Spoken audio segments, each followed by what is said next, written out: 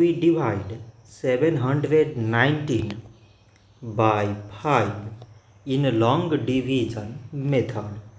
5 times 1 is 5. On subtracting, we get 2. So now we put down this 1 and it is 21. 5 times 4 is 20. On subtracting, we get 1.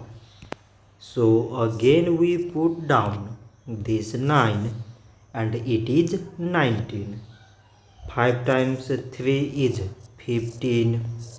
On subtracting, we get 4. So now we have no any other number to put it down.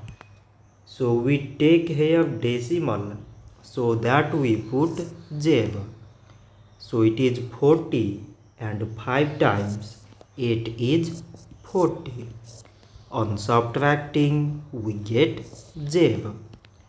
So 719 divided by 5 is 143.8.